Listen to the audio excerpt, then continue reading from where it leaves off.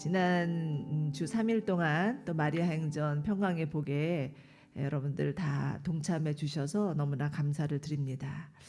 그간 16년 동안 마리아 행전이 진행되었는데 언제나 해마다 하나님께서 행하시는구나, 하고 계시는구나 하는 것들을 느꼈지만 올해는 더욱더 하나님이 일하신다는 것을 느낄 수 있었던 한 해였던 것 같습니다. 세상은 더욱 무질서와 혼란으로 치닫고 있지만 하나님은 자기 백성에게 하나님의 평강의 복을 주신다는 것을 확신하였던 그런 시간이었습니다. 그런데 중요한 건 어떻게 이 평안을 유지할 수 있는가 있죠. 말행전을 마치고 났더니 조금 전에 저희가 기도한 대로 제가 집에 들어와서 이제 좀 쉬어야 되겠다 하고 뉴스를 들었더니 이스라엘이 이란을 공격해서 막 이런 이제 어려움이 생기고 이게 전면적으로 갈 수도 있다는 그런 이제 뉴스가 나오고, 또 다른 뉴스를 들었더니 새 정부가 들어오면서 기대감인지 불안감인지는 모르지만 집값이 폭등하고 있다는 소식도 들리고, 또 사실은 지난주 너무 바빠서 어머님께 제가 연락도 못 드렸었다가 이제 마치고 나서 어머님한테 연락을 드렸더니 어머님이 며칠간 편찮으셨다는 소식을 듣고 또 정말 자식으로 도리를 못하고 있구나라는 마음 때문에 평강이 깨어질 뻔했었습니다. 이처럼 우리의 평강을 깨트릴 수 있는 수많은 사건과 상황들은 수시로 일어나고 있죠. 앞으로도 분명히 예언컨대 우리의 평안을 깨트리는 일들은 수도 없이 일어날 것입니다. 그러나 하나님 우리에게 평안하라 말씀하셨죠. 예수님이 제자들에게 문을 걸어 잠그고 불안해 있는 제자들에게 평안할지어다, 평안할지어다, 평안할지어다 이렇게 3번 거듭 반복해서 말씀하신 것은 우리에게도 동일하게 주시는 말씀인데, 이 평안을 유지할 수 있는 비결은 무엇인가? 이것에 대해서 우리가 정말 고민해보고 하나님 앞에 묻지 않을 수 없습니다. 그런데 오늘 저희가 함께 읽은 빌립보서 말씀이야말로 이 평안을 유지할 수 있는 비결의 말씀이라고 생각합니다. 우리 다시 한번 오늘 본문 같이 큰 소리로 마음을 다 합하여서 읽도록 하겠습니다. 다시 읽죠. 시작.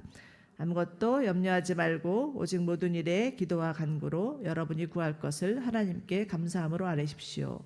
그리하면 모든 생각을 뛰어넘는 하나님의 평강이 그리스도 예수 안에서 여러분의 마음과 생각을 지켜주실 것입니다. 아멘. 우선 빌립보서가 쓰여진 배경부터 살펴볼 필요가 있는데요. 우선 빌립보는 사도 바울이 하나님의 음성을 듣고 순종하여서 건너간 마게도니아 지방의 관문 도시였습니다. 1차 전도여행을 다 마치고 2차 전도여행을 준비하면서 바울은 다시 아시아 지역으로 갈 생각을 했었죠. 그러나 하나님께서 환상을 보여주면서 건너가서 도우라라는 말씀을 하셨고, 그 말씀에 순종하여서 처음 밟았던 곳이 바로 빌립보 지역이었습니다. 그리고 언제나 그렇듯이 사도 바울은 그곳에 있는 유대인 회당을 찾죠. 그러나 그곳에는 유대인 회당은 없었습니다. 다만 하나님을 경외하는 이방인들이 모여서 기도하는 기도처가 있었을 뿐이었죠. 감사하게도 그곳에서 루디아라는 여인을 만나고 그 여인을 통해서 빌립보 교회가 시작되고, 그리고 교회는 생각지도 않은 하나님의 은혜 가운데 아름답게 성장을 합니다. 빌립보 교회는 작지만 매우 귀한 교회였습니다.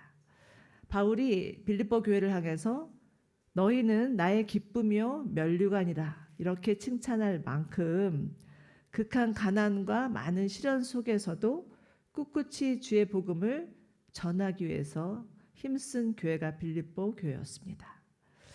그러나 시간이 좀 지나자 교회 안에 어려움이 생기고 교회 안에 이단 세력이 들어오면서 내부적인 갈등으로 인해서 몸살을 앓게 됩니다.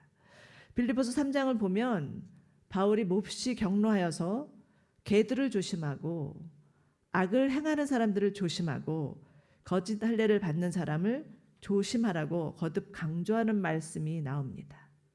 여기서 걔들, 악을 행하는 사람들, 거짓 할례를 받은 사람들이란 유대인을 뜻하죠.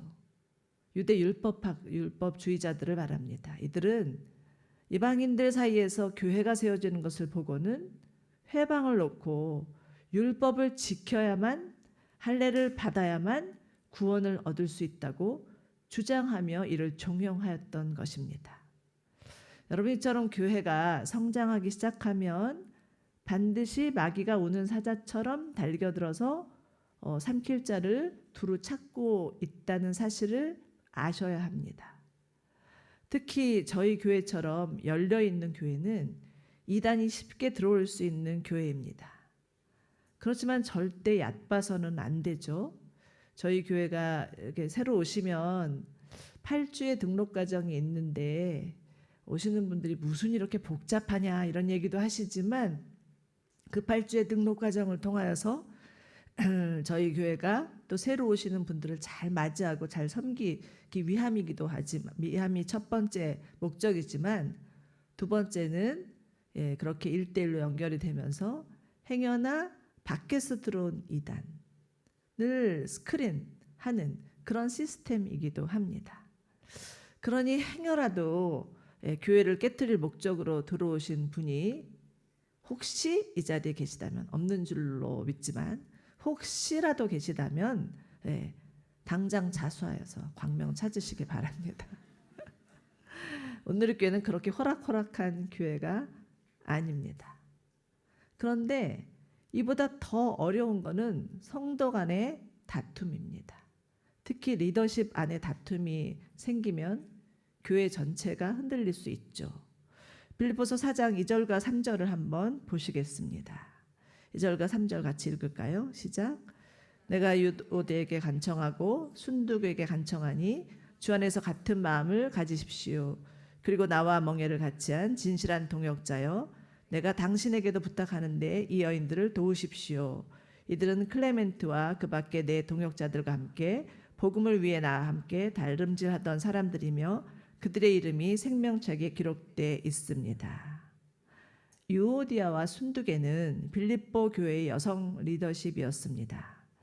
바울은 이 여인들을 향해서 나와 함께 복음을 위해서 다름질하던 사람들, 그리고 그 이름이 생명책에 기록되어 있다고 할 만큼 이들은 빌립보 교회에서는 없어서는 안 될 인물이었습니다.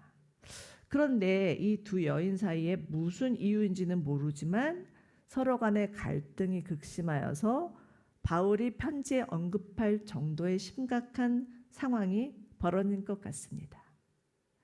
여러분, 다툼이란 무엇인가요? 다툼이란 서로 간의 다른 생각에서 비롯된다고 할 수 있습니다. 그렇지만 대부분의 다툼은 가만히 들여다보면 하나님 나라 측면에서 볼 때 그다지 중요한 일은 아닐 수 있습니다. 여러분들, 우리나라 최초의 분쟁 사건이 무엇인지 아십니까? 제가 여러 차례 말씀드렸는데 우리나라 최초의 분쟁 사건은 보혈파와 푸른 초장파의 갈등이었습니다.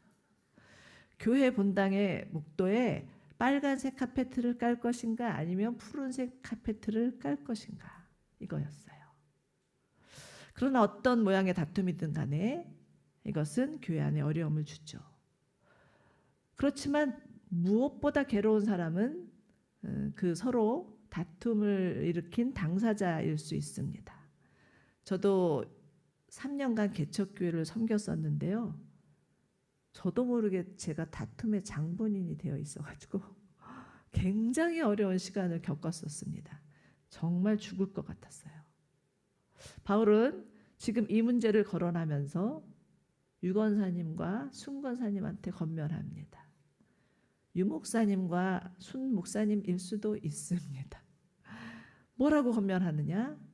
주 안에서 같은 마음을 가지십시오. 개역개정에서는 같은 마음을 품으라 이렇게 번역하고 있는데요. 여기서 마음을 품는다는 것은 마음에 곱비를 매다, 마음에 재갈을 먹이다라는 뜻입니다. 자신의 본성에서 올라오는 마음을 조여매고 어떻게든 서로 간에 생긴 갈등을 끝장내려고 하는 같은 마음. 이것이 바로 같은 마음을 품는 것이라고 사도 바울은 말하고 있습니다. 우리가 생각하는 거랑 좀 다르죠? 다시 말해서 육을 따라 행하지 않고 성령을 쫓아 행하는 것을 말합니다. 그렇지만 여러분, 인간은 육체를 가진 불완전한 존재입니다. 그렇기 때문에 그렇게 쉽게 같은 마음을 가진다는 것은 되어지지 않습니다. 서로의 생각이 팽팽하게 대립되기 때문이죠. 바울과 바나바도 다음 전도 여행에서 마가를 데리고 갈 것인가 말 것인가 때문에 다투다가 결국은 서로 흩어져서 제 갈 길로 각자 가자고 결정을 내렸던 것이 성경에도 나오고 있습니다. 누가복음 5장을 보면 예수님께서 건강한 사람에게는 의사가 필요하지 않지만 병든 사람에게는 의사가 필요하다. 나는 의인을 부르러 온 것이 아니라 죄인을 부르러 왔다라고 말씀하시면서 잘 보십시오. 죄와 병을 같이 동일시하고 있습니다. 아무리 훌륭한 하나님의 일꾼이라 해도 여전히 정서적으로나 영적으로나 고침받을 죄와 연약함의 영역이 있다라는 말씀이죠. 그러니 어찌 보면 교회가 시끄러울 수밖에 없는 것은 당연한 일이라는 생각이 들기도 합니다. 세상 사람들이 교회 다니는 사람들 왜 저래? 라고 비난하지만 우리 모두는 공사 중이에요. 그러니까 여러분, 옆집에 공사하면 얼마나 시끄러운지 아시죠? 저희도 제가 9층에 사는데 10층에 그 아파트를 40년 된 아파트거든요. 리노베이션을 한다고 한 2달 내내 툭닥툭닥툭닥 거리는 거예요. 얼마나 시끄러운지. 공사 중이면 잡음과 소음이 많을 수밖에 없습니다. 10층에서 다 마치고 났더니 어느 날 저녁에 인절미 2개를 가지고 오더라고요. 그동안 너무 시끄럽게 해서 죄송합니다. 그러면서 이제 이웃으로 왔다고 인사를 하는 거죠. 얼마나 감사했는지 모릅니다. 그런데 여러분, 간과하면 안 되는 것이 있는데 이 내부의 분열은요, 공동체 전체에 부정적인 영향을 미칠 수 있죠. 정작 에너지를 쏟아야 될 복음 사역에 지장을 줄 수도 있다라는 사실을 잊어서는 안 됩니다. 바울은 이 심각성을 감지하고서 두 사람 간의 불화를 잠재우기 위해서 익명의 동역자에게 중재를 부탁합니다. 누군가가 개입하여서 각 사람의 입장, 각 사람의 속사정 들어줄 필요가 있었기 때문이라고 생각했기 때문이죠. 자, 그런데 여러분, 진정한 익명의 동역자는 누구일까요? 로마서 8장 26절입니다. 함께 읽겠습니다. 시작. 성령께서도 우리의 연약함을 도와주십니다. 우리는 마땅히 무엇을 기도해야 될지 알지 못하지만 오직 성령께서 친히 말로 할 수 없는 탄식으로 우리를 위해 간구하십니다. 자, 보십시오. 우리 안에 계시는 성령께서 우리의 진정한 동역자이십니다. 성령님은 우리의 연약함을 아셔요. 성령님은 우리의 중재자가 되기 위해서 자청하신 분이십니다. 성령님은 우리에게 오셔서 우리가 지금 무엇 때문에 고민하고 있는지, 무엇 때문에 가슴앓이를 하고 있는지, 무엇 때문에 밤잠이 이루고 있지 못하는지를 아시고 들어주시고 공감해 주시고 변호해 주시고 상담해 주시는 보혜사 성령님입니다. 그러므로 우리는 성령 안에서 기도해야 됩니다. 자, 그렇다면 성령 안에서 기도한다는 것은 어떻게 기도하는 것일까? 오늘 말씀을 비추어 봐서 첫 번째는 염려를 주께 맡기는 것입니다. 사도 바울은 얘기하죠. 아무것도 염려하지 말고 모든 것을 하나님 앞에 아뢰라. 이렇게 말씀합니다. 여기서 염려란 마음이 나뉜다는 뜻이죠. 바로 지금 내 눈앞에 닥친 상황들로 인해서 마음이 천갈래 만갈래 나뉘는 것을 말합니다. 어느 심리학자는 염려는 느린 형태의 자살이다, 이런 말도 했고요. 또 염려라는 독일어에는 짐승이 목을 물어뜯어 질식시킨다라는 뜻을 포함하고 있다고 합니다. 이처럼 염려는 우리의 몸과 마음을 해치는 일종의 질병이라고도 할 수 있죠. 그렇지만 여러분, 염려 없는 인생이 어디 있겠습니까? 시대마다 사람마다 그 형태와 정황은 달라도 염려 없는 인생은 없습니다. 아무것도 염려하지 말고 라고 하나님이 말씀하신 데에는 우리의 모든 염려를 다 알고 계신 하나님의 마음이 담겨져 있습니다. 그리고 우리 인생이 염려 없는 인생이 없다라는 것을 알고 계신 것을 전제로 한 말씀이 아무것도 염려하지 말고라는 뜻입니다. 예수님의 산상수훈에서도 염려에 관한 겉면의 말씀이 매우 많이 등장합니다. 오늘 있다가 내일이면 풀 속에 던져질 들풀도 하나님께서 입히시는데 하물며 너희일까 보냐, 믿음이 적은 자들아, 이렇게 말씀하시죠. 예수님은 염려를 믿음과 연결시키고 있습니다. 즉 염려의 동의어는 불신이라는 거죠. 하나님에 대한 신뢰가 부족하기 때문에 끊임없이 염려하는 겁니다. 자, 여러분, 우리들이 주로 하는 염려가 무엇인지를 잘 생각해 보십시오. 걱정도 팔자라는 말이 있죠. 아직 벌어지지도 않은 일에 대한 염려들이 대부분입니다. 영성학자 헨리 나우에는 염려는 아직 내 앞에 오지 않은 일에 대한 시간과 장소를 무언가로 가득 채우는 일이라고 말하였습니다. 그렇기 때문에 아직 일어나지도 않은 일에 대한 염려는 무익할 뿐이지 아무짝에 소용이 없는 것이 염려라는 것을 배우게 됩니다. 자, 여러분, 그렇다면 이 염려에서 벗어날 수 있는 비결, 벗어날 수 있는 비결은 예수님께서 하물며 너희할까 보냐 믿음이 적은 자들아 라고 말씀하신 것처럼 신실하신 하나님에 대한 신뢰입니다. 비록 내가 실수하고 상대방이 잘못했어도 신실하신 하나님께서 우리의 연약함을 아시고 우리의 모든 것을 책임져 주시는 너와 나의 아버지이시라는 것에 대한 확신입니다. 그렇기에 우리는 모든 염려를 하나님께 맡길 수 있는 것입니다. 베드로전서 5장 7절을 보면 여러분의 모든 근심을 주께 맡기십시오. 주께서 여러분을 돌보십니다 라고 분명히 말씀하고 있습니다. NIV 영어 성경에는요, Cast all your anxiety on him 이렇게 표현하고 있습니다. 자, 잘 보십시오. 맡긴다라는 것은 즉 던진다라는 뜻입니다. 하나님께 우리의 염려를 다 던져버리라는 뜻이죠. 그러니 우리는 어떻게 해야 됩니까? 염려했다가 하나님 앞에 던졌다가 다시 도로 주워 담고 다시 가져오고 다시 끌어안으면 안 된다라는 말입니다. 어떻게 해야 돼요? 담대하게 모든 염려를 하나님 앞에 확 던져버려야 됩니다. 자, 여러분, 여러분의 마음 가운데 있는 염려가 무엇입니까? 지금 여러분이 가장 고민하고 있는 염려, 여러분의 마음을 주장하고 있는 염려가 무엇입니까?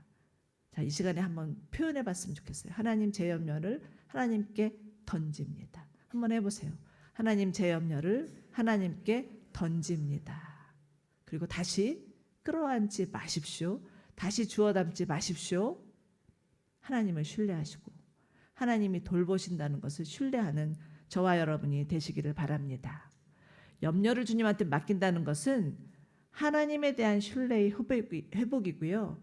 하나님과의 관계 회복입니다. 자, 두 번째입니다.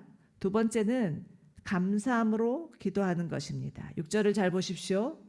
6절을 보시면 기도라는 단어가 나오고 간구라는 단어가 나오고 구할 것이라는 단어가 나오는데 영어 성경에 보면 prayer라고 되어 있고 petition이라고 되어 있고 request라고 되어 있습니다. 다 비슷비슷한 말이지만 다 기도의 장르에 속한 말이지만 조금씩은 그 의미가 차이가 있습니다.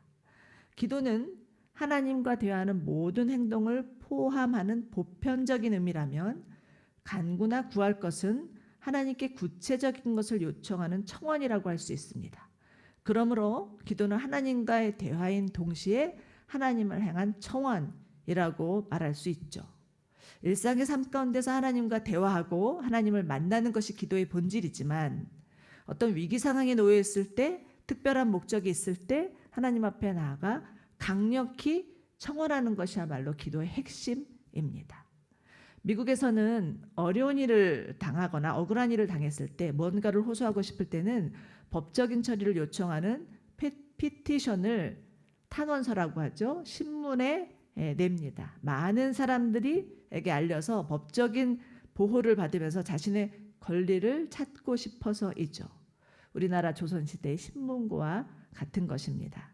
우리가 지난주에 올려드렸던 말의 행전은 정말 하나님, 이 나라와 이 민족을 지켜주십시오. 우리의 교회를 지켜주시고 가정을 지켜주시고 다음 세대를 지켜주십시오. 하나님, 북한을 지켜주셔서 통일되게 하여 주시옵소서라고 하나님 앞에 강력히 요청했던 리퀘스트라고 할 수 있습니다. 누가복음 18장을 보면 한 과부가 수시로 재판관을 찾아와서 자신의 원한을 갚아달라고 간청하는 비유가 나옵니다. 처음에는 재판관이 귀찮아서 들은 채도 하지 않다가 나중에는 너무 자주 와서 귀찮게 구니까 할 수 없이 들어주기로 작정을 합니다. 예수님은 이 비유를 드시면서 불의한 재판관이라도 과부의 사정을 들어줄 줄 알거든 하물며 하나님께서 밤낮으로 부르짖는 택하신 백성들의 청원을 모른 채 하시겠느냐라고 말씀하십니다. 여러분, 이 말씀 좋아하시죠? 잘 알고 계시죠? 그런데 하나 조건이 있습니다. 오늘 말씀 6절을 다시 보십시오. 하나님 앞에 감사함으로 아뢰는 것입니다. 모든 일에. 어떤 때는 우리가 기도할 때 보면 어떤 거는 하나님 앞에 기도하고 내가 먼저 스크린을 하는 거예요. 이건 하나님 앞에 기도해도 될 것 같고, 이거는 하나님 앞에 기도한다고 될 것 같지 않고, 이거는 하나님 앞에 기도하면 들어주실 것 같고, 이거는 아닐 것 같고 해서 내가 먼저 스크린에서 하나님 앞에 올려드리는 경우가 있는데, 하나님 오늘 말씀에서 오직 모든 일에 기도와 간구로 너희 구할 것을 하나님 앞에 어떻게 아뢰라고요? 감사함으로 아뢰라, 이렇게 말씀하고 있습니다. 자, 그런데 잘 생각해 보십시오, 여러분. 기도는 하나님과의 친밀한 관계에 대한 결핍에서 유발되는 것일 수 있고요. 간구나 구할 것은 어떤 정서적인 결핍이나 육체적인 결핍에서 오는 것일 수 있는데, 어찌 감사함으로 구할 수 있는 것일까요? 얼마 전에 민수기 큐티가 끝났지만 민수기 이스라엘 백성들을 보면 이들은 툭하면 물이 없으니 물 주십시오. 먹을 것이 없으니 먹을 것 주십시오. 만나는 지겨우니 고기를 주십시오. 고기로 충분하지 않으니 애굽에서 먹던 파와 부추를 내놓으십시오. 없는 것에 대한 불평과 불만을 늘어놓으면서 하나님 앞에 달라고 간청을 합니다. 이게 거의 민수기의 주체예요. 그래서 혹자는 민수기는 이스라엘의 불평기다, 이렇게도 말을 하는데, 그런데 이들이 잊은 것이 있었습니다. 이들은 하나님께서 이들을 애굽에서 탈출케 하시고 시내산에서 언약을 맺으시고 성막을 만들어서 만나주시고 구름기둥 불기둥으로 인도해 주신 하나님의 은혜, 정말 하나님의 은혜가 아니었으면 여전히 애굽에서 노예 생활을 면치 못하고 고통 가운데 살다가 죽어갈 수밖에 없는 자들이었는데, 하나님이 이들을 건져내 주셔서 하나님의 언약 백성이라는 놀라운 직위를 주셨음에도 불구하고 새까맣게 잊어버리고 지금 없는 것에 대해서 불평하면서 감사치 않은 것입니다. 그런데 우리들도 어찌 보면 마찬가지죠. 우리들도 하나님이 아니었으면 여기 지금 여러분이 이 자리에 와서 예배할 수 없습니다. 그런데 하나님이 은혜 주셨기 때문에 이렇게 자유롭게 와서 예배할 수 있는 거죠. 그런데 우리도 이스라엘 백성과 마찬가지로 하나님께서 주신 은혜를 새까맣게 잊어버리고 불평하고 불만하고 감사치 않는 것입니다. 여러분, 감사는 보다 본질적인 차원의 하나님 신뢰입니다. 비록 내 앞에 놓인 상황들로 인해서 내 안에 어려움과 고통이 있다 할지라도 신실하신 하나님께서 모든 것을 책임져 주실 것이라는 믿음의 고백이 감사입니다. 데살로니가 전서 5장 1절을 보면 이런 구절이 나옵니다. 우리 함께 읽겠습니다. 시작. 모든 일에 감사하십시오. 이는 그리스도 예수 안에서 여러분을 향하신 하나님의 뜻입니다. 여러분, 우리를 향한 하나님의 뜻은 모든 일에 감사입니다. 내가 보고, 내가 듣고, 내가 느끼고, 내가 만지고, 내가 소유하는 모든 삶의 자리에서의 감사입니다.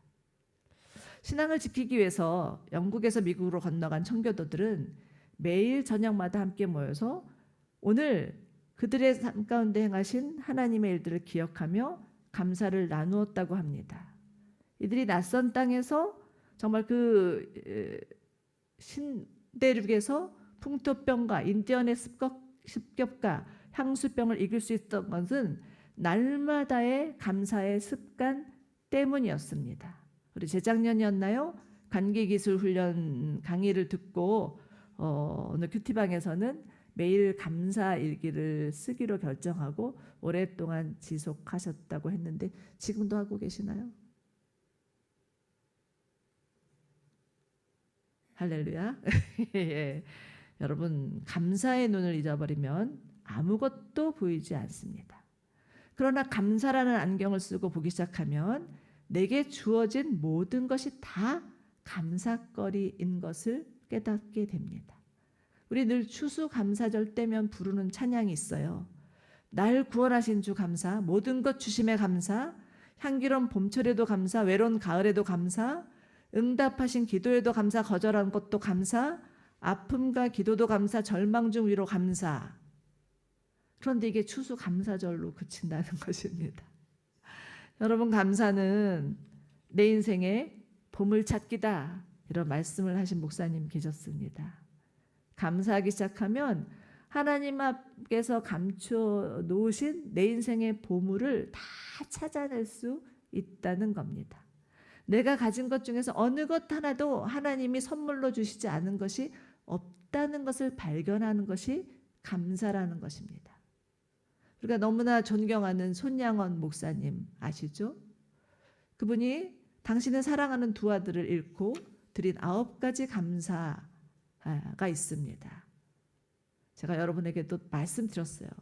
그런데 오늘 또 감사라는 영역을 생각하면서 다시 한번 손양원 목사님의 9가지 감사 기도가 생각이 나서 그중에 몇 줄만 발췌해서 제가 읽어드리겠습니다.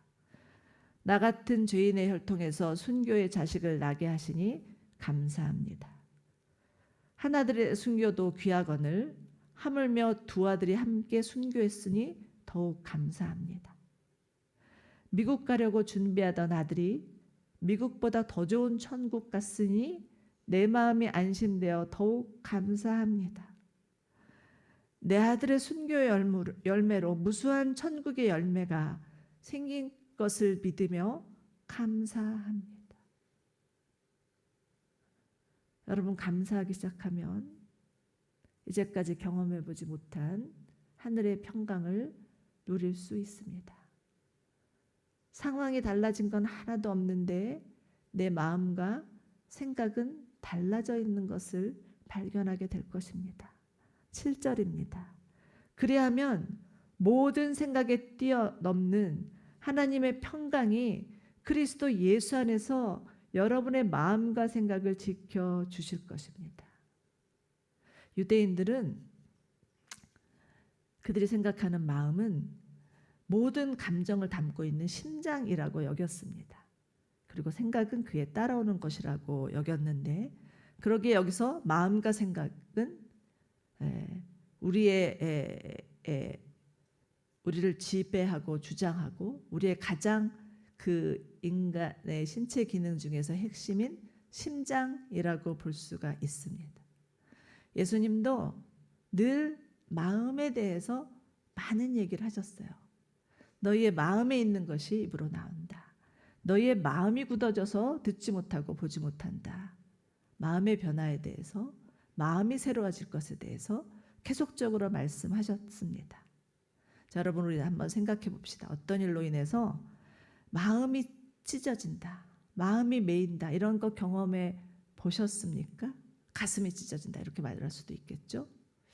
아마도 우리가 가지고 있는 어떤 재정의 손해를 보거나 또 생각지도 않은 병에 걸렸을 때 몸은 아프고 정말 재정을 잃어서 신경질은 나고 짜증은 날 수 있어도 가슴이 미어지지는 않을 수 있습니다. 그런데 우리 가슴이 미어지고 마음이 찢어지는 고통은 사랑하는 사람을 잃었거나 배신을 당했거나 모욕을 당했거나 사람으로부터 수치를 당했거나 이럴 때 우리의 마음이 메어지고 찢어지는 거죠. 그렇지만 우리가 하나님 앞에 정말 우리의 아버지 되신 하나님을 신뢰하면서 하나님 앞에 우리의 모든 것을 아뢰며 기도할 때 하나님께서 우리의 마음과 생각을 지켜주시겠다고 약속하시는 것을 보게 됩니다. 지금 사도 바울은 우리의 모든 생각을 뛰어넘는 평강이라고 이렇게 정의하고 있습니다. 평강이 무엇이냐? 우리의 모든 생각을 뛰어넘는 것이라는 것입니다. 여러분, 사람은 생각의 지배를 받을 수밖에 없습니다. 우리가 무엇을 생각하고 사느냐에 따라서 그 사람의 행동이 나타나게 되죠. 그리고 때로는 부정적인 생각을 하면 우리 마음 가운데 나를 지나치게 동정한다거나 나에 대해서 너무 자학한다거나 아니면 무조건 남을 탓한다거나 뭐 이런 여러 가지 부정적인 증상들이 일어나게 되죠. 하나님이 주시는 평강을 누릴래야 누릴 수 없는 두려움과 불안과 연민과 슬픔에 빠질 수도 있습니다. 그렇지만 지금 사도 바울이 말하는 하나님의 평강은 놀랍도록 담대하고 담담하게 이 모든 것을 이길 수 있는 힘을 준다라는 것입니다. 이것이 바로 하나님이 우리 가운데 주시고자 하는 평강, 모든 생각을 뛰어넘는 평강이라는 것입니다. 여러분, 잠 안 오는 이유가 무엇입니까? 생각이 복잡해서예요. 너무나 머릿속에 많은 생각으로 인해서 잠 못 자고 우울해지고 슬픔에 빠지고, 대부분 보면 이게 생각의 문제가 아주 큰 문제, 생각이야말로 영적 전쟁터라고 할 수가 있습니다. 그런데 지금 하나님은 모든 생각을 뛰어넘는 평강을 우리에게 가운데 주시겠다고 약속하십니다. 왜인가요? 7절 다시 보십시오. 그리스도 예수 안에서 라는 대목이 있습니다. 이 구절에 밑줄을 그어주시면 좋겠습니다. 여러분, 예수님은 이 땅에 평강 주시기 위해서 오셨습니다. 지금 이 지구상에서 일어나고 있는 전쟁 또는 가정의 불화 또는 교회의 분쟁, 상사와 부하 간의 갈등, 이 모든 것들 가운데 평화를 주시기 위해서 오신 평강의 왕이십니다. 그러니 우리 마음 가운데 염려가 가득하거나 생각이 복잡하거나 감사치 못하고 불평이 쌓인다면 예수 그리스도, 그 예수 그리스도가 우리 안에 계시다는 것을 믿고 그 예수님과 깊이 교제하는 시간, 여러분의 마음을 토로하시고 예수님께 우리 연약함을 고백하시면서 주님과 다시 깊은 교제의 관계로 나아가는 것이 중요합니다. 우리가 염려가 생기고 마음의 생각이 복잡하고 감사치 못하면요, 어느새 하나님과 우리와의 관계가 멀어져 있는 것을 발견하게 됩니다. 다시 돌아가야 될 것은 그리스도 예수 안입니다. 그리스도 예수 안에 돌아갈 때 그 안에 하늘로부터 오는 평강이 무엇인지를 경험하게 되고, 우리 안에 있는 모든 불평과 불만과 염려는 사라지고 하나님이 주시는 하늘의 평강이 우리 가운데 임하여서 이 평강을 누릴 뿐만 아니라 이 평강을 전할 수 있는, 그래서 온 세상 가운데 화평을 전할 수 있는 자로 하나님이 변화시켜 주실 것을 믿으시기 바랍니다.